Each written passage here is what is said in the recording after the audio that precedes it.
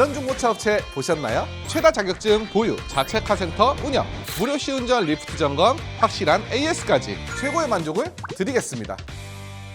요즘 하이브리드가 대세라던데 진짜예요? 가면 갈수록 판매량이 늘고 있습니다. 몇 가지 이유가 있는데요. 일단 고유가 시대인 것 때문에 그런 것도 있고요. 특히나 요즘은 기름값이 너무 비싸잖아요. 원래는 주유소 갈 때 별 생각이 없었거든요. 근데 요즘은 뭔가 기름도 빨리 닳는 것 같아. 저는 이제 가득 채우는 편이라서 사실 갈 때마다 좀 부담스러운 느낌이 실제로 들기도 하더라고요. 그렇다고 이런 전기차를 사자니 좀 충전 인프라가 부족한 부분도 있고요. 그리고 아직까지는 이 전기차라는 걸 접해보지 않은 분들이 많기 때문에 약간의 이제 거부감이 있는 것도 있어요. 디젤을 사자니 DPF나 뭐 요소수 이런 관리할 자신도 없고, 그래서 찾다 보니까 가솔린이랑 비슷하게 관리하면 되고 연비까지 좋은 하이브리드로 이제 눈이 가게 되는 겁니다. 뭐 요즘은 준중형부터 중형, 준대형, 그리고 뭐 SUV들까지 모두 이제 하이브리드가 나오다 보니까 내 입맛에 맞게 하이브리드를 이제 폭넓게 선택할 수 있다는 또 장점도 있기 때문에 점점 더 앞으로도 이 판매량은 더 늘어날 것으로 예상이 돼요. 그럼 연비는 정말 엄청나게 좋은가요? 하이브리드는 이제 내연기관 가솔린이랑 비교했을 때는 특히나 차이가 많이 나요. 준대형 세단, 이제 그랜저 하이브리드가 있잖아요. 그런 준대형 세단들도 일단 복합 연비가 15 이상이 나오고요. 아반떼 같은 준중형 차량들은 20 이상의 복합 연비를 보여줍니다. 그렇게 이제 연비가 잘 나오는 게 일단 회생 제동이 하이브리드는 들어가잖아요. 브레이크를 밟거나 이제 악셀을 안 밟고 운행을 할 때 버려지는 에너지를 모터가 발전기 역할을 해가지고 배터리를 충전시키는 거예요. 그리고 차가 가장 기름을 많이 사용할 때가 이제 악셀을 딱 처음에 시작 출발할 때, 그리고 이제 섰다 가다를 이제 반복하는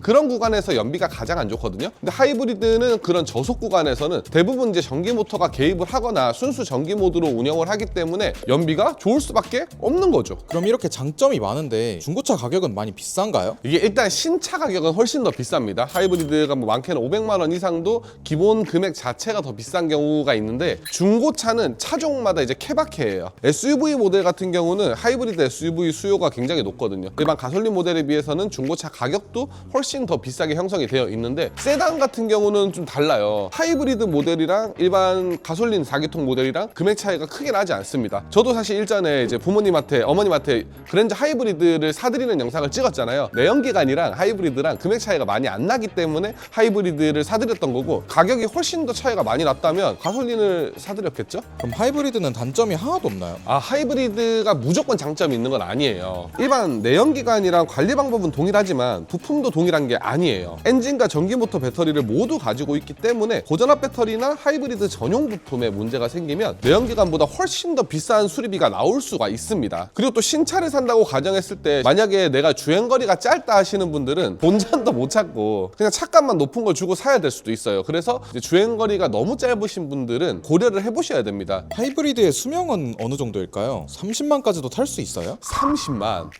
일단 하이브리드 수명을 알아보기 위해서 제가 이 차를 준비를 했습니다. 이 차가 지금 그랜저 IG 하이브리드 모델이고요. 이제 2.4 자연흡기에 이제 전기 모터가 들어간 방식인데, 지금 키로수가 21만 키로가 좀 넘었거든요. 20만 키로 넘은 하이브리드를 중고차 살 때 어떤 포인트로 점검해야 되는지 싹 알려드릴게요. 그랜저는 내연기관이랑 하이브리드랑 정말 큰 차이가 없습니다. 실내에서 봤을 때는 그냥 동일한 모델이고, 계기판이 약간 다르죠. 이 배터리 상태가 안 좋으면 처음에 시동이 이렇게 전기 모드로 걸리지가 않고 바로 내연기관이 개입을 해버리거든요. 이런 것도 좀 봐야 되고, 저속 운전할 때 얼마나 전기 모드를 많이 써주느냐. 일단 엔진 상태는 지금 저속에서는 키로수가 무색할 정도로 컨디션이 괜찮고요. 하이브리드 엔진의 수명에 대해서 짧다, 더 짧다, 아니 더 길다라는 이제 의견들이 나뉘거든요. 저는 더 길다 쪽이에요. 아까 말했던 것처럼 기름 많이 먹을 때, 가다 서다 반복할 때, 또 시동 껐다 켤 때, 이럴 때 이제 가장 엔진의 내구성 소모를 많이 시키는 구간이거든요. 근데 하이브리드는 시동을 켤 때도 데미지를 안 받고 저속에서도 데미지를 안 받고, 그렇다 보니까 가장 엔진의 스트레스가 심한 구간을 좀 피할 수가 있기 때문에 엔진 내구성만큼은 좀 좋다라고 생각을 하고, 또 이 회생 제동이 있으면서 브레이크의 소모품들도 훨씬 더 주기가 깁니다. 이거 지금 20만 탔는데도 패드 디스크를 한 번도 안 갈았을 수도 있어요. 그러니까 10만 정도 탄 하이브리드 모델을 봐도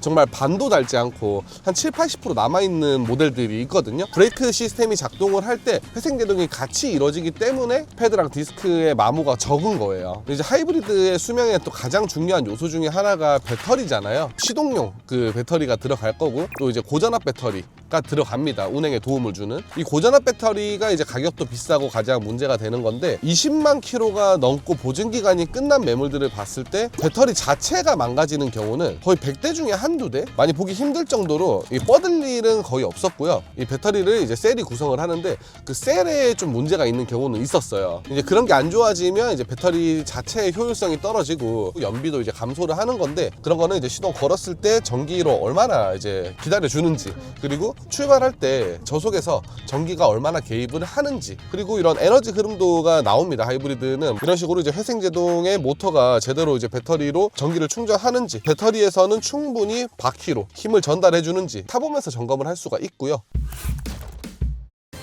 자, 이제 배터리 잔량 확인하는 법 정말 쉽습니다. 일단 카센터에 와서 사장님 요 확인 좀 해달라고 얘기하시는 게 가장 빨라요. 확인하는 방법 알려드릴게요. 자, 일단 이게 오비드2 단자에 물려서 이제 연결을 시켜주고요. 지금 이제 요 녀석이랑 이 녀석을 지금 연결 중인 거예요. 선생님, 그 배터리 나가는 경우 많이 봤어요? 저는 아직까지 본 적은 맞죠? 없어요. 그러니까 거의 없다니까요, 진짜로. 차가 엄청 많이 들어오는 곳이거든요. 여기 지금 다 이게 지금 정비 대기 차들인데 중정비를 하는 카센터임에도 불구하고 배터리 관련해서는 지금 들어온 게 없었다. 그러니까 확률이 높지가 않은 거죠. 이게 셀이 이게 좀 일정해야 되는데 이게 지금 뭐가 하나가 막 튀면 그 셀에 문제가 있어가지고 또 교체를 해야 되는 거다. 근데 셀 교체는 그래도 배터리 교체보다는 훨씬 저렴하더라고요. 그런가요? 셀만 교체 따로 하면 한 50만 원 이렇게 하더라고요. 아. 통 교체하면 막 200, 300, 400까지도 달라 하니까 그거보다는 훨씬 낫긴 하죠. 근데 이렇게 이제 스캐너를 통해서 셀 값이 어느 정도 안정됐는지 이런 것까지도 좀 체크가 가능하고요. 좀 아쉬운 점은 이제 SOH라고 잔량 체크가 좀 힘든 부분이 있습니다. 우리도 진짜 500만 원 넘는 스캐너를 쓰는데도 불구하고 안 나오거든요. 블루엔즈나 뭐 기아 오토큐에서 쓰는 진단기는 그 각까지도 측정이 가능해요. 우리도 지금 어떻게든 그거를 이제 구하려고 노력 중이거든요. 그거는 준비되는 대로 말씀을 드릴 거고, 그리고 이렇게 누적 정보도 좀 확인을 해주시면 좋아요. 지금 이 차 같은 경우는 8,200km 정도를 주행하면서 연비가 15.8이 나왔거든요. 근데 이게 지금 복합 연비, 이 차의 평균적인 연비보다 현저하게 떨어져 있는 경우들은 지금 배터리가 효율이 좋지 않아서 이제 연비가 안 나오는 상태다라고 보시면 될 것 같습니다. 이 차는 22만 km가량 주행을 했음에도 불구하고 15.8이잖아요. 그러니까 이렇게 키로수가 많아도 배터리 상태가 좋은 경우들이 많습니다. 이렇게 요 정도 연비 나오면서 30만까지도 충분히 주행이 가능해요. 이렇게 20만이 넘어도 상태가 좋으려면 어떻게 관리해야 되는 거예요? 일단 기본적인 관리 자체는 내연기관이랑 비슷하게 하면 되지만 조금 다른 부분들이 이제 냉각수가 두 개가 들어가요. 하나는 이제 기본 원래 이제 내연기관의 용도랑 똑같이 이제 엔진 미션에 열을 식혀주는 역할에 냉각수가 있고요. 다른 하나는 이제 인버터나 구동 모터를 식혀주는 역할을 하는 냉각수가 따로 들어가는 거거든요. 근데 이제 구동 모터 같은 거는 몇 백만 원씩 하는데 이 냉각수가 이제 전도율이 안 갈아서 막 낮아지고 이러면 문제가 생길 수가 있어요. 그래서 이 냉각수도 이제 둘 다 따로 관리를 해주시면 좋다. 그리고 엔진 오일도 하이브리드는 약간은 주기를 이제 조금 더 빨리 가져가면 좋아요. 하이브리드는 이제 모터로 주행을 하다가 엔진이 중간에 개입을 해서 이제 충분히 열을 받지 못한 상태로 움직일 때가 있어요. 이러면 이제 엔진 오일 안에 수분이 차거나 아니면 이제 카본이 좀 쌓이는 그런 상황이 생깁니다. 그렇기 때문에 이제 엔진 오일 교체를 좀 당겨주면서 이제 관리를 해주는 거죠. 그리고 고전압 배터리 냉각팬 같은 것도 따로 이제 청소 같은 거 좀 해주면 좋긴 한데, 사실 그것까지만 힘들면 이제 뭐 냉각수랑 오일 정도만 잘 관리해 주셔도 엔진을 또 보호할 수가 있습니다. 자, 이렇게 하이브리드를 이제 잘 점검하고 관리를 하면서 운행을 했을 때는 30만까지도 충분히 탈 수 있는 내구성을 가지고 있고요. 하이브리드의 인기는 나날이 좋아지는데 뭔가 관리 방법이나 이제 구매 요령 같은 영상은 많이 없어서 제가 오늘 한번 만들어 봤어요. 유익하셨다면 구독 부탁드리고요. 앞으로도 이렇게 유익하고 좀 좋은 영상으로 찾아뵐 테니까요. 다음 영상도 꼭 시청 부탁드려요. 감사합니다. 중고차의 모든 것이었습니다.